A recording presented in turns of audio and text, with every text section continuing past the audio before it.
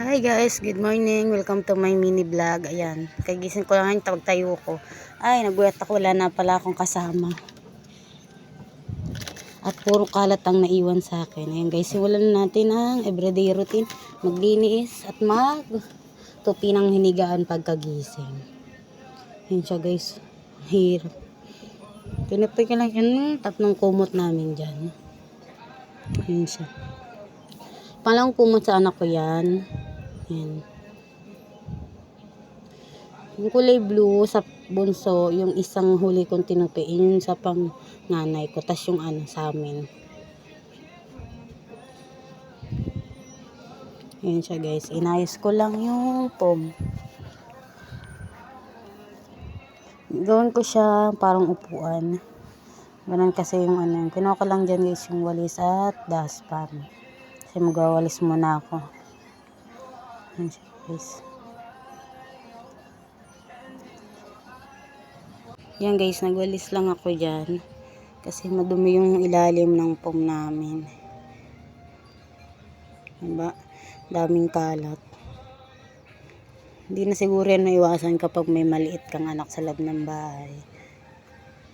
So guys, tapos inayos ko na yung pom dyan. Paiga ko siya para mailagay yan. Yan, nasog ko siya dyan. Tapos sasapinan ko lang siya dyan guys, ng bedsheet. Ayan siya guys. Inayos ko lang siya. Huwag nang pansinin yung punit ng bedsheet. Ayan siya guys. Ganyan lang yung ginawa ko dyan. Inayos ko lang ng para maganda naman siya tignan. Yan ko ba? Siguro kasama na yun sa pagiging nanay. Yung pagising sa umaga, kahit hindi ka pa nagkape, magliligpit ka na, mag-asikaso ka na. Pagtapos ng gawain, tsaka na makakapag-almusal. Yan siya guys. Ayos ko na. Inilisan ko yun dito sa di ko pa nawalisan. Diba? Ang dami pa rin kalat. O basta machikitin ko na to. Ayan. Ayan. Lagay ko lang ibang kalat doon sa Ayan siya guys.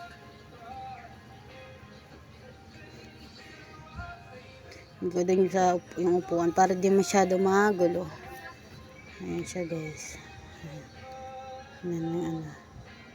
Ay nako, yung kalat ng mga anak ko, kalat yung lapis, kalat yung mga notebook. Ayan siya guys, inubos ko lang yung kalat dyan. Ayan siya guys. Tapos ko na magwalis. Kortina naman inayos ko, pati yung mga abubot namin dyan sa taas, inayos ko. Kalat kasi.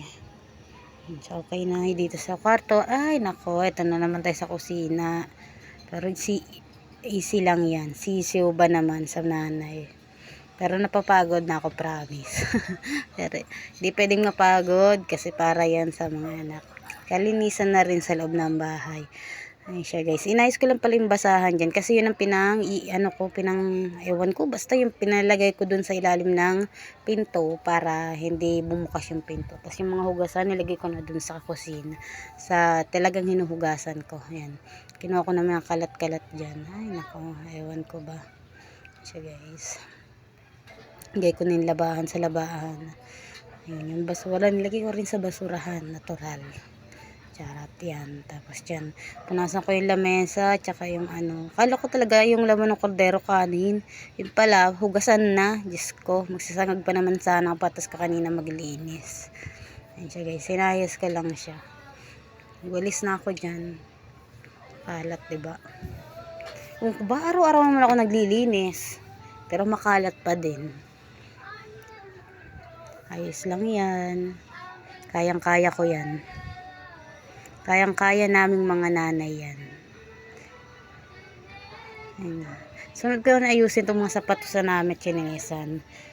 Kinuha ko nga lang pala yung mga nalaglag dun sa likod na mga chinelas ng mga junakis ko. Yung sapatos ko yun, nalaglag. Pero ko kasi yun lalaban, mga sapatos na puti. Nais ko lang. Di ba ang kalat? Ngayon malinis yan. Tapos bukas ganun na naman ulit yung itsura.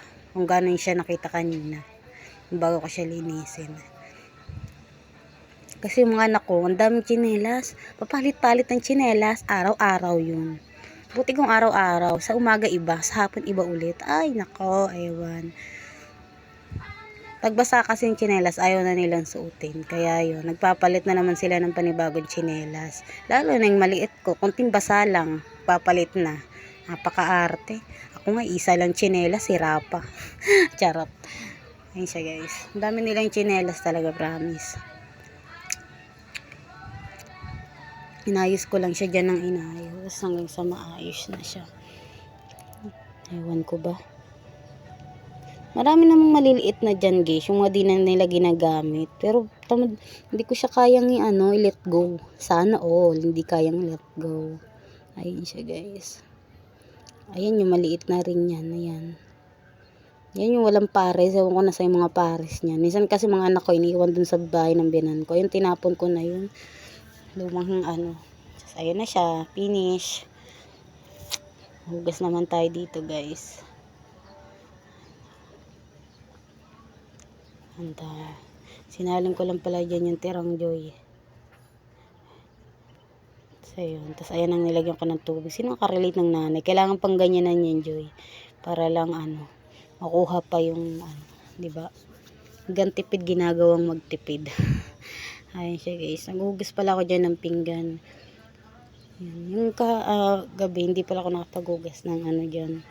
Pinggan. Ayan. Hugas ko muna yung daddy ng ko, maliit.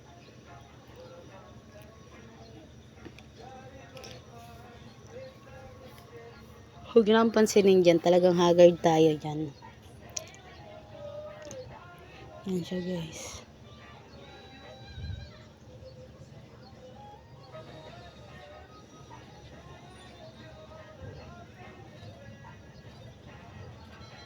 Sana soon guys, magkaroon din ako ng sariling lababo yun.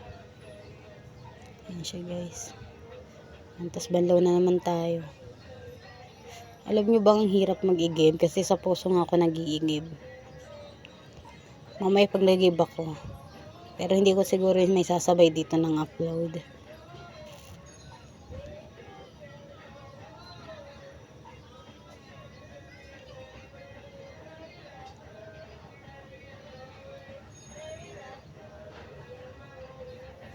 So guys, tataob na natin siya.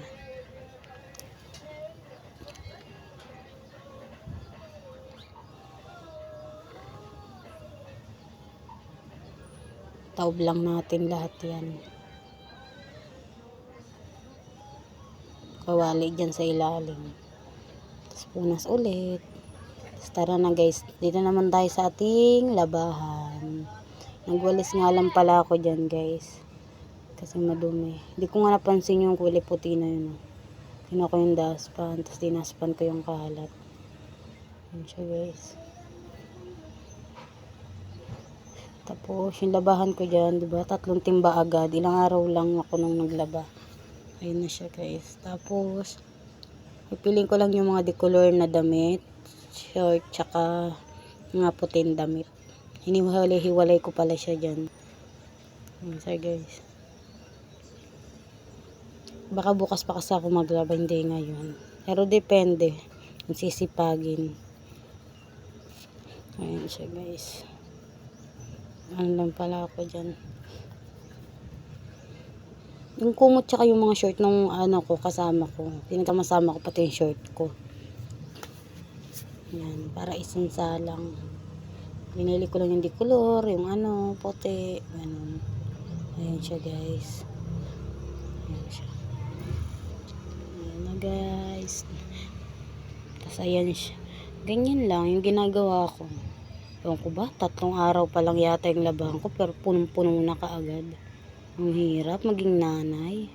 Pero carry lang, kayang-kaya ko yan. Yan siya guys, ganyan. Diba? Pinubukod-bukod ko na siya. Yan yung finish guys, ayan na siya. Ayan, diba? 3 timba talaga siya guys, kala nyo lang, ayan. Diba? Ito yung finish product ng paglilinis ko na guys. Thank you!